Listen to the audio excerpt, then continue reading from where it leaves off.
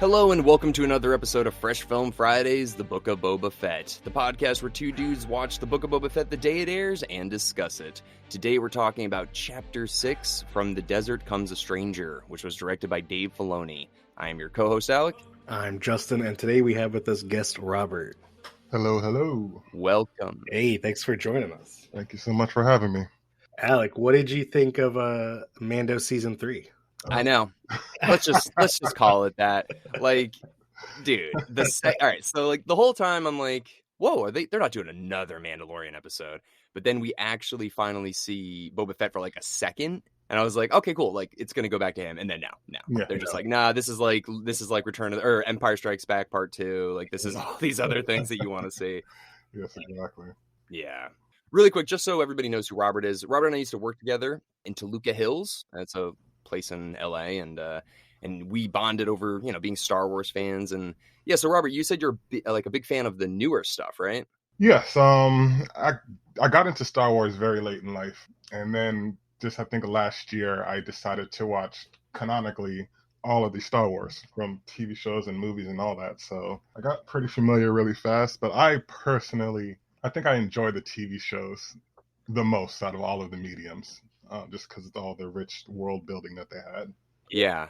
And I think that's really interesting because, Justin, I mean, you and I have been fans of Star Wars since we could blink, basically. And most of the people we've had on the show have been the same, too. So it's different to get like a new Star Wars fans look into it. So yeah, the purists hate me a lot. Well, welcome. So, Justin, what are we thinking?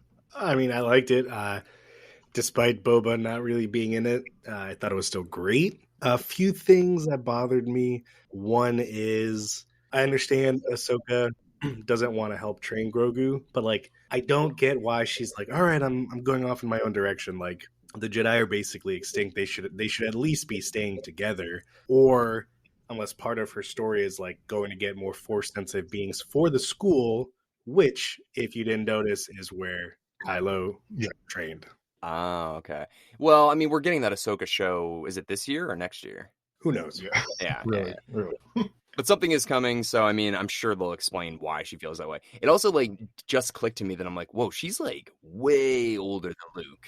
Yeah, I mean, she was slightly younger than Anakin in the Clone Wars, so like she's at least 20 something, maybe 30 years older. Yeah, because she was like basically one of the leads in the Clone Wars TV show. Yeah, so like, do we remember how far after the Empire got destroyed this is taking place?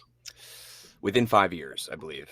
So there's a big gap of time where we don't know what Ahsoka and Grogu did before the new sequels, and then how they got separated, if they're even still alive. So like, there's still so many directions they could go. And the last season of the Clone Wars TV show, that was just before the start of this Boba Fett.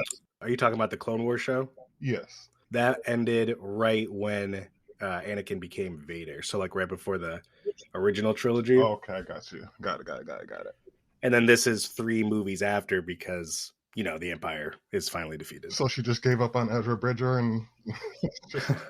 Yeah, we don't know what she's been doing this whole time. I thought it was super cool. And I don't know if you noticed, Robert, you recently saw the Clone Wars show. When you saw Cad Bane in the distance and you kind of saw the brim of his hat, I was like, dude, is that fucking Cad Bane? I was 12 o'clock in the morning screaming just... Dude, for 1 second, and I was like, all right, this doesn't make sense, but is this Mace Windu? You gotta stop with this Mace Windu thing, dude. No, but it's still cool. Like, we've only seen Cad Bane in the show, which I think just the Clone Wars show. And like, they made him look really creepy. Oh my God. It was very good. Dude, he looked so scary. His teeth, his eyes, the way he didn't look up, his voice, like everything about him was perfect. Yeah, and his voice in the TV show always captivated me anytime he was on screen. So I'm glad that they made it a point that was the grab, because you heard his voice rather than his face and whatnot. Oh, yeah, so he's clearly working for the Pikes. And that scene where they showed Boba and kind of like his round table council, it was exactly how I called it like 3 episodes back. We got the whole gang there, Fennec, Krasinskian, Boba, and then the little gang. And now we got Mando, who, I don't know, dude, Mando's kind of like, he just keeps going places. Like, I gotta go do this thing. And they're like, nah, dude, you have to do this first. Oh, yeah. So it made me think of this. Like, Is there radio in Star Wars? Like when they're flying in space, he's like, I traveled so far to get here. I'm just imagining, what was he doing? Was he just sitting in silence thinking about him and Grogu? Was he listening to like the hottest Twi'lek band? Like what was he doing? Well, the question is, does he mean time or distance? Because if he jumps into hyperspace, doesn't it like theoretically take minutes to get everywhere? Right. Yeah. So I was kind of like, what the fuck are you talking about, Mando? What does that mean? And we don't know technically for sure exactly where they are, right? I mean, as far as us watching the Boba Fett brand new. No, we don't know. I mean, I don't know if they ever said what planet that is where the temple's at. Oh, right. I'm going to guess Dantooine. Okay. I thought it was super cool how Luke helped Grogu remember from the past. So clearly he was taken right after Order 66 because it showed the clone troopers. Yeah. That was so sick. Yeah, what'd you think of that, Robert? I was hoping to see the back of the boy saying, "Oh, what are we gonna do, Annie?" No. Did they just play that again? Just that scene? It's like, why? But that was super cool. I always love seeing different angles of Order 66 just because it built up so much and there were so many pieces that needed to work together for that to happen. So just the different angles they show always makes me happy. And it was always theorized just from my Star Wars circles that Grogu did escape that order pretty quickly. So I'm interested to see if Ahsoka helped him, if there was anything else, any other Jedi or Force users or sympathizers that we don't know about. So I'm excited. This got me excited. So everyone thought on Twitter, I was reading a lot of comments that they're trying to guess what Mando made for him. Some people said it was Nomads of Fantasy, I think said it was a little ball from his ship that he kept playing with. Alex said it was a cock ring. Wow. But it turns out the armor made him the same thing that the dwarves made for Frodo. Got a mithril. Yeah, dude, I saw that. I was like, I mean, who do they think they're tricking here? That's just mithril. That was cool. I guess, like, I don't really understand the whole choice thing at the end with Luke Skywalker sitting there and being like, listen, like, if you want both, like, you could go fuck yourself, Grogu. Yeah, because he knows he'll have emotional feelings if he carries around this thing that his old friend made. And as we know from Anakin, you can't have emotional feelings. Oh, so what? So Luke's never going to see Leia or Han again? Is that the whole point? I mean, I don't know. Yeah, anyway, so I was kind of confused by the choice. Obviously, huge cliffhanger. You see Grogu's eyes. Speaking of Grogu's eyes really quick, do you think Grogu's eyes are just messed up, or do you think like he's going to grow into his Yoda eyes? That's true. He has like weird black eyes. He's just got big, black, like buggy alien eyes. And you've never seen his kneecaps and he was jumping around everywhere, so I'm really confused about his body type. Yeah, I mean, I don't know. Maybe like until you're 100 years old as that species, you just have these huge eyes, but I don't know. Just looking at that, I was like, why are his eyes all messed up? Yeah, I mean, I think the guess is that people want to say he's the same species as Yoda, but like it could just be another small green species. Maybe. That coincidentally looks very much like Yoda. Yeah, and is extremely powerful as the Force. Yeah. Maybe they're different. Well, Luke would know that because he was trying to jumpstart his memory saying, like, you remember Yoda, right? Like, you remember Yoda being, right? I mean, they were alive at the same time, so it's very possible that Yoda and Grogu met, like 100%. Oh, man. Yeah, I mean, for all we know, when those Jedi who were protecting him were attacked, that could have been the Jedi Temple. Oh, yeah. Probably is. It probably is. But yeah, so, God damn it. Because it's like, I'm loving this, and I'm not a huge fan of the sequel trilogy. Sorry, Robert. But I want to know, like, are they going to try and fix all the things that the other fans are like, all right, well, hold on. It's going to take like 10 years, but we're going to make it all make sense, and you're really going to like it. Well, that's what it seems like to me, that these Disney Plus shows are trying to adhere more to like the comics and the TV shows more so than referencing the movies, to me.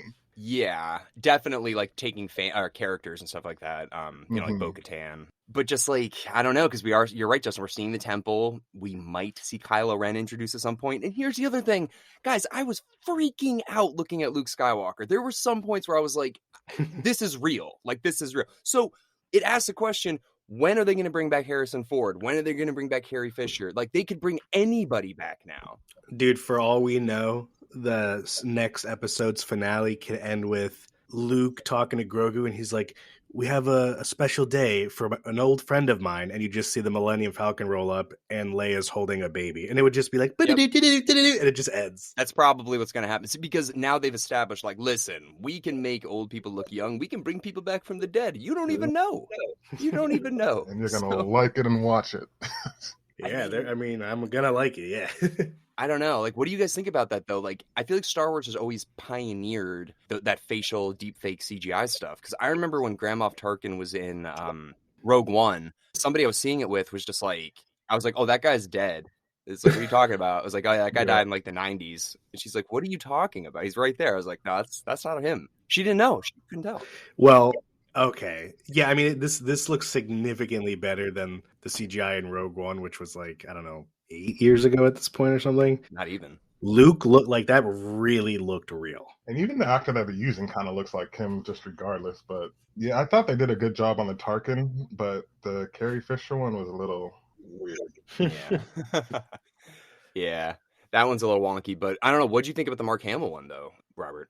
I thought it was well. I'm glad that they didn't. He was pretty stoic when they were showing him, so he wasn't having a full-on conversation. He was kind of saying a couple of words, couple of sentences. So you just get the idea that, yes, this is Luke, instead of us trying to put our mental energy into thinking this is Mark Hamill, if that makes sense. Yes. No, it does. Yeah. You know what else I was thinking about is like, which I know they're trying to save Ahsoka for her own show, but like she has way more experience than Luke. Like in the grand scheme of things, like Luke hasn't really done too much other than destroy the Death Star. But he had very minor training, which I actually, when I watched the original trilogy again, I texted you and Eric, and I was like, it was a very quick montage on Dagobah of him training.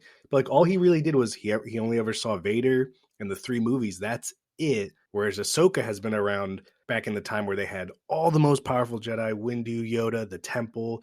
They had an army basically on Coruscant. And she was leading her own squadrons. So she led her own squadron. She fought a ton of other Sith. So like, I don't understand why she's not at least assisting Luke. Justin, you need to look at this from a Star Wars lens, okay? Obviously, being a Jedi back in the Clone Wars time, you had to do a lot of training. Then Luke, not so much. Then Rey, it's literally like, here's a lightsaber. You're the strongest thing that's ever existed. So we're going downward. So I can't even imagine what the next generation. So that in the next trilogy, they're basically just going to hand lightsabers to kids, and they're like, I'm a master now. No. There's going to be fetuses that'll be the masters. They'll just be. They won't even have to be born yet. It'll be the strongest in the galaxy. It's just, I don't know. It's just frustrating. Exactly. No, it is though, Justin. I know what you mean. Like, yeah, clearly Anakin, Ahsoka, Obi-Wan, Qui-Gon, they had so much training. Clearly the Marshal isn't dead. They're not going to kill him off that easily. I would love to see the town, or at least a large group of them, assist Boba. And then I would like to see a badass mercenary fight between Mando and Cad Bane. Yeah, that's going to be a good gadget fight.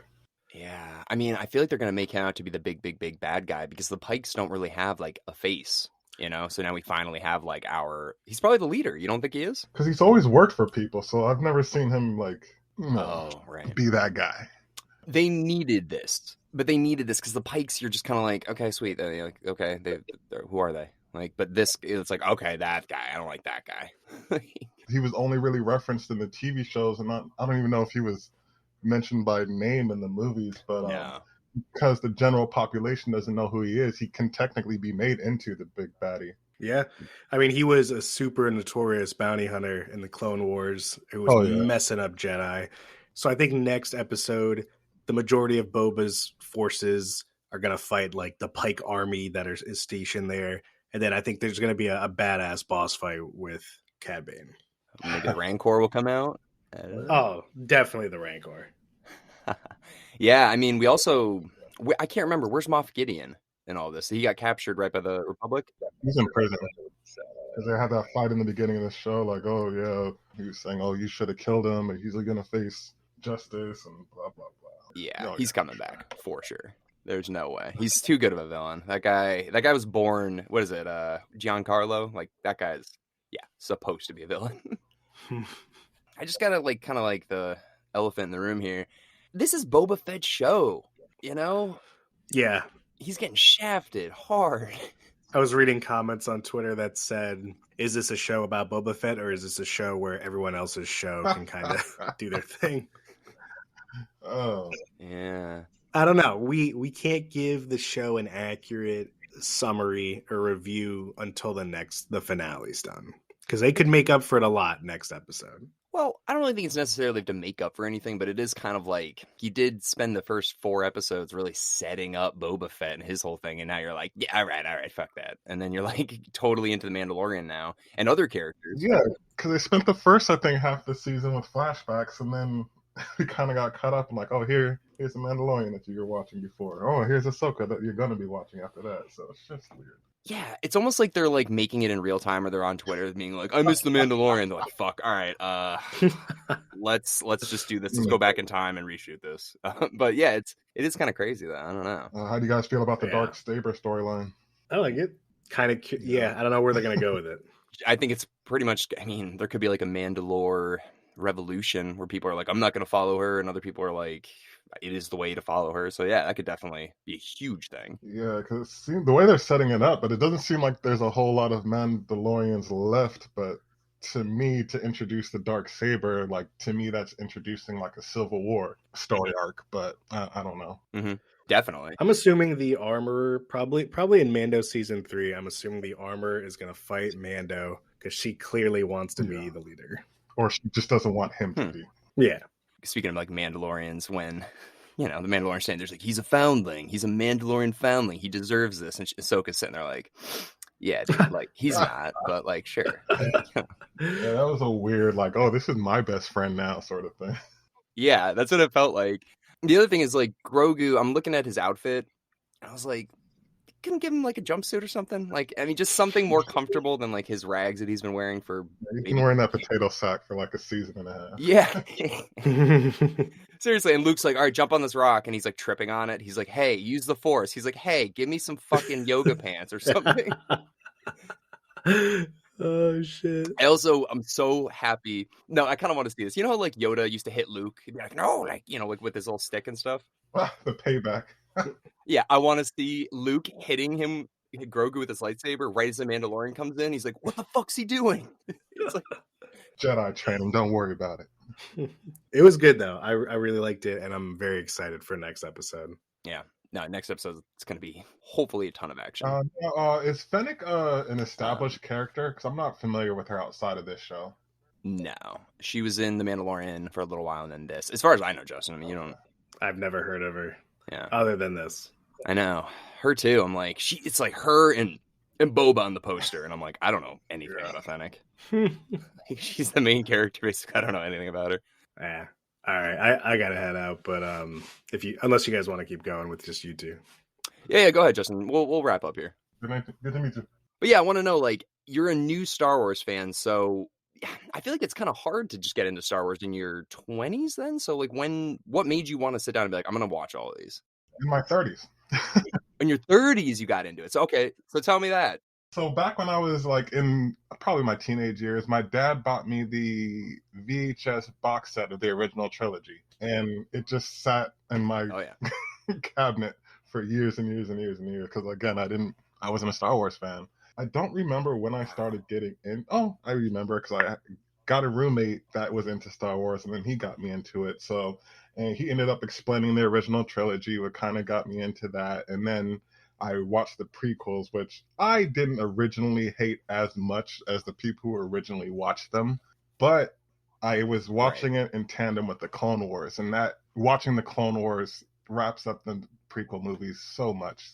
And it gives me so much deeper appreciation for what George Lucas was trying to tell as far as the lore of the Jedis and the Siths. As far as the sequels with the Reys and the Finns and the Poes, and I don't like them as much as I like the original ones, but I don't think I hate them as much because I wasn't expecting anything. You know what I mean? I was just trying to see what they were trying to do. Okay, that's what they did. I wasn't a fan of it. Move on. But these TV shows are so much better for me because I love lore building, and these give a chance to do that. Well, it gives them time to really flesh it out, and that's, dude, it's so interesting. I like never have met somebody, I'm sure I've met people like you, but they actually talk to you, because you're so lucky that you get to watch, the prequel trilogy with the Clone Wars at the same time, where most people had to wait years for that. It's adding such a, like, an enrichment to the story that a lot of people felt like, Exactly. oh, there's just not enough story here. And you're right about the TV show thing. It just gives them the time to breathe and really flesh out ideas, where, as opposed to the other movies are 2 hours, you're like, we need to know everything in 2 hours. Exactly. And then you can revisit episodes and kind of, okay, what did I miss over here? And do I need to invest more in this person? And I don't know. It's just, I love how they're able to just grab onto us with just not made up to Star Wars people, but for people like me who know of Star Wars, they visited the parks and whatnot, but just to be able to engross ourselves like the original Star Wars fans are, I think that's what I've been experiencing. Yeah. And you're right. Like, you do have such, like, a more optimistic lens at it, because as a kid, I'm watching it like 4 years old, and I'm like, this isn't what I expected this to be when I see, like, the sequels, but if you don't have that kind of attachment, you come into it later, you're just like, yeah, okay, like, this is fine. Mm-hmm. And even watching, because I think the original movie of the Clone Wars, that was all politics. That whole movie was just the trade war talks and exposition with that. But being an older person and knowing how real life government works, I can see, like, yes, this is exactly how this can happen. Dude, I don't know if you're a Simpsons fan, but I'll never forget this one joke where it's like, welcome back to Star Wars, like the political episode. And it's literally like, we know what kids want. It's like people are just sitting, it's like, all right, Article 2, Section 4, we're not going to let, and it's just like, I do remember that. Yeah, dude, it's so funny. And I was like, yeah, it's pretty accurate. Especially with people who, I love the people who theorized way back then about what can happen with the story going forward. And a lot of people, I remember, were saying, like, oh, that can never happen with Palpatine. And, people would figure it out. And then 2020 rolled around, and it's just, this is exactly how things happen in real life and in Star Wars lore. If you don't pay attention to old people, they will get you. Yeah, Jesus, I never really thought of it like that. Palpatine's back. Yeah, it's a love-hate thing with Star Wars. I can be like, it's my favorite thing in the world, and then it's like, what about Attack of the Clones? I'm like, yeah, it's not the best, but, like, you look at it as an overall thing, not nitpicking every individual one. Well, Robert, do you have any last-minute thoughts on the Book of Boba Fett Episode 6? Listening to other people talk about it in real time, I'm noticing how little Boba Fett is actually in this show. Yeah. But like I said, they're using this to set up the whole universe of Star Wars, so I'm not too beat up about it. Yeah, I think I need to take it, like, from your optimistic point of view, Robert, and just be like, you know what? Don't have expectations. Lower the expectations, and everything's okay. Yeah, it's smarter, though, just not be like, this is what I think's going to happen. If it doesn't, I'm mad. It's like, no, just, like, whatever happens, happens. Yeah, exactly. All right. Well, Robert, seriously, thank you so much for joining. Always good to have a new Star Wars fan's perspective on things. No, for sure. I'll be paying attention as much as I can. All right. Well, thank you, everybody, for listening in. If you haven't had a chance yet, we released our episode with S.A. Bradley, Screaming for Pleasure, which came out on Monday, and we have Willy's Wonderland, will be coming out on Friday. So get ready for that. All right. Have a good week, and we'll see you next week. Peace.